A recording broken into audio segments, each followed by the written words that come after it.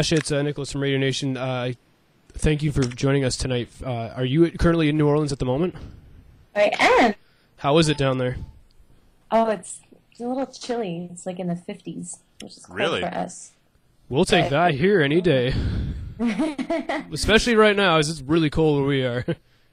Are you in Canada? Yeah, We we're are. in Toronto. Oh, wow. It's So what's the weather like there? it's about 30 degrees Celsius or 30 degrees Fahrenheit. Well, here, excuse let me get it for you. It's 2 Celsius, which works out to be like 31. like 39. 30. Yeah, Yeah. it's really cold. It's 30. It's 39 right outside our studio. Yeah, so you're a jazz musician from New Orleans. Let's talk a little bit about what that must be like. It must be A, really awesome, and B, really hard. It's actually really easy and great. I mean, I guess that's how you look at it. But, I was my father is a great jazz musician too. So that's sort of all I knew growing up. And my mom is a professional pianist.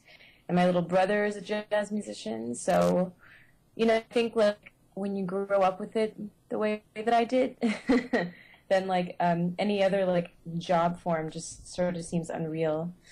I talk to friends who have parents that do corporate jobs, and it seems like totally foreign to me. So, so it's really great.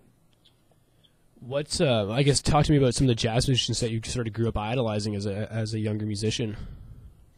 Who did I grow up idolizing? I loved Diane Reeves, and my father actually toured with Diane Reeves for a long time, and she had this song on one of her albums called Nine, and the lyrics were, "I remember 9 as if it were yesterday," and I remember singing that song all day long on my 10th birthday, and I thought it was the coolest thing ever. So I loved Diane Reeves, I loved Bobby McFerrin, I loved Pavarotti as like a really little kid. I was fascinated by Pavarotti. Joe Janol and Antonio Carlos Jobim were big influences of mine. A lot of Brazilian music in my family growing up. So it was kind of all across the board. Now you had the chance to go over to China and you did some work over there, and you also performed it from over there, from what I understand. What was that experience like? Oh, it was really cool, actually. I really didn't know what to expect, but I got a call to do this gig, or I actually got a Facebook message. I thought it was a scam. I got a Facebook message from a lady who was like, "Hey, you don't know me and I don't know you, but I know someone who needs a singer for a gig in China." And I was like, what do you, my credit card number 2? I totally blew it off.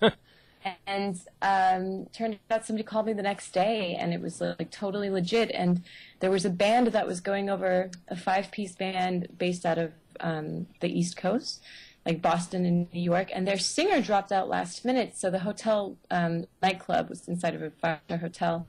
They were scrambling to find somebody, find a replacement. So that's when they reached out to someone who knew someone who knew someone who got in touch with me. So I went.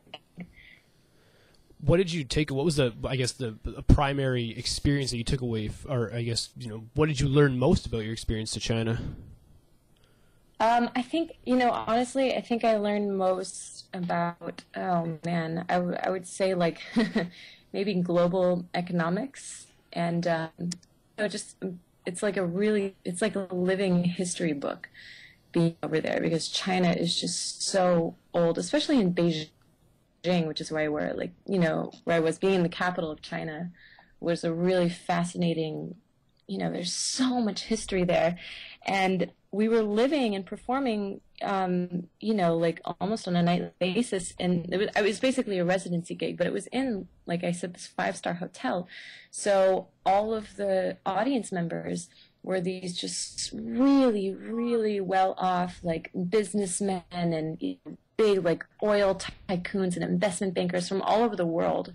So it was really interesting to, sort of get a glimpse at, like, I guess you could say the 1%. Right. And get to know some of them on, like, an intimate basis. And the way that people like that view the world is so different than somebody down here in New Orleans. It's like, wow. I guess it made me realize how big the world is, and and how much New Orleans is like this wonderful little like musical bubble filled with just yeah, great food and like lots of creative energy and warm, friendly people, but it's so distant, from the rest of the world. It feels very detached down here. So Now, you perform quite a bit in New Orleans, and I've had a chance to look at your gig list, and you frequent venues in New Orleans. Is there a particular venue that you really enjoy? Oh, that's such a good question. There's so many, man. Everything from there's a club called Snug Harbor, which is sort of our premier like jazz club, and I've been going to Snug since I was practically in diapers because my father played all the time. So that was a really cool thing. I remember the first time I performed at Snug, I was terrified because that was like the place where all the like big top musicians from all over the world would come and play at Snug Harbor. But now that I've grown up a little bit, I play there quite frequently. I love it. And then there's other places like Bacchanal, which is this great little wine bar in the Batter, and they have live music every night, and every night of the week actually. And that's like it's like outdoors and like a old New Orleans like patio courtyard, and it's that's a whole different vibe, but that's great too. Talk to me a bit about your album Wishes. I understand it's been nominated for some awards, and it's been well received by many people. Yeah, Wishes was so much fun. It was just like basically I'd been performing in this band that I called Musical Playground because we would get together and play, several times a week, and just the song we would play in like our repertoire. Every time we would play it, we would do something a little bit different with it, or totally different. We'd change time signatures, or we'd, the bass player would just like totally play some really interesting rhythms, and the harmony, the piano player would go in all sorts of harmonic directions. And it was this like very fun, sound band, and very spontaneous and improvisatory. Is that a word? Improvisatory. And so, when we went in the studio, we just we took all of the, that whole, that band chemistry that you get when you're performing with a group of guys several times a week for a long time, and we just, we recorded it in, 2 days in the studio, and it just came out really beautifully, so I was really proud of it. You've also been to Central America as well, and I meant to ask you that a little earlier. You've also been to Central America. You've been well traveled, I should say. You're very fortunate. What's that like to be from New Orleans and get out there and share beautiful jazz music and with the rest of the world, and typically, I guess I should say, non-jazz known markets? Yeah, it's awesome. It's so interesting because, some places it's more well received than others, I think in Central America, so much of jazz music really influenced by music from Central and South America. Especially the music that I play a lot of Brazilian jazz as well. So people love it over there. I mean, we played, this giant outdoor. It was like a rock stage, and we filled the place, and everyone. It was so funny to see that people so enthused about a jazz concert. But somewhere like China, to them, it's a very interesting, jazz music, the way I like to play it and perform it, is not so well received over there. And do you know why that is? I guess it's just man, I think it's so many things. China has been through so much. I mean, it's only in the past, 30-something years that that art was even allowed, and it wasn't until Chairman Mao passed away that they really were able to create freely and share artistic ideas and things like that. So I don't know, it's weird. They'd much rather hear Hotel California than any sort of jazz song. Or, oh my gosh, people would request I got requests for My Heart Will Go On from Titanic, and I was nope. You didn't perform that one. Thank you, guys. Was it that song's not cool? Was it hard for you to to really play stuff then that they were really receptive of? And I don't mean that in like a bad way. I just mean it was just really hard to get to know what their tastes were like. Yeah, it definitely took a few weeks, if not like a month or a month and a half, to just sort of figure it out and really feel out the differences. Like, they also don't clap. And somebody had told me that going into the gig. They were like, they don't applaud. I mean, they'll appreciate a song, but they don't show it, and they also don't dance. So you never really quite know what they're thinking, but I mean, we had fun with it. We played a lot of, if not jazz, we played a ton of like great Motown and soul and funk music and stuff, and just sort of put jazz embellishments or jazz reharmonizations and stuff like that. So, we found it around, I guess you could say. Is that hard then as a musician to especially when you're performing live, to not be able to gauge what your audience is like?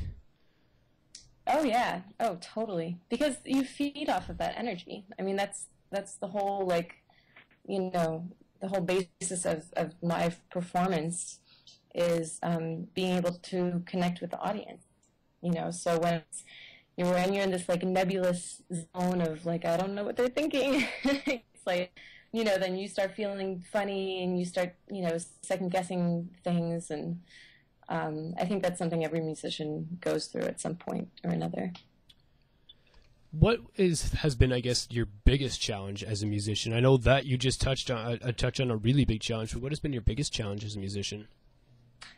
I think that the biggest challenge is really being able to treat it like a business. Like when people ask me what I do, frequently I don't say, oh, I'm a singer. I'll say, oh, I'm in the music industry, because then I what I have to do is I have to treat my music as like a business. And it's funny because I'll sit down and write lists and like, you think like, okay, well, people work these 9-to-5 jobs.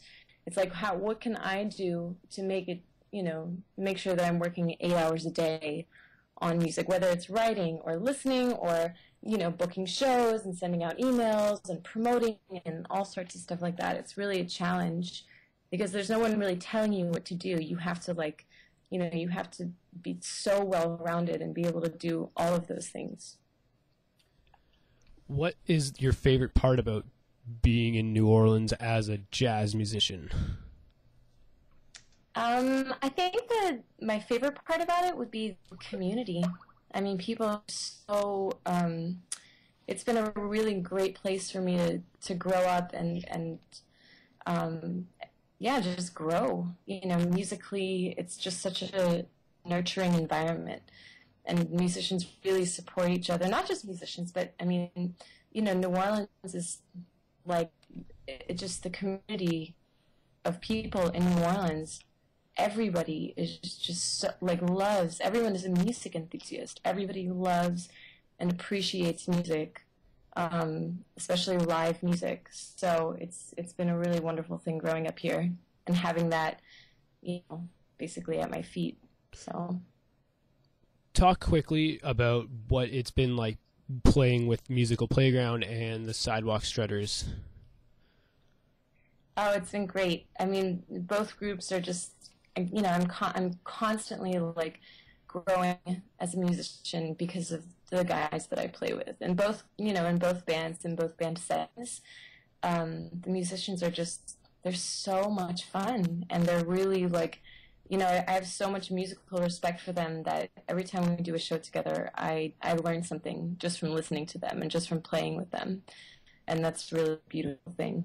You always want to play with people better than you. That's one thing I've heard over and over again, because that's how you grow. So I always strive to play with musicians that I really respect and admire. All right, Sasha, before I let you go tonight, you've got a couple of shows, if I'm reading this calendar correctly. You got one actually tomorrow night at the Carousel Lounge, is that correct? I do, yeah. So how can people that are listening tonight, because we have listeners, surprisingly not, we actually have listeners from across North America tuning in right now, and probably some in New Orleans. So how do people that want to get to your show or get a hold of you on social media, how do they do that?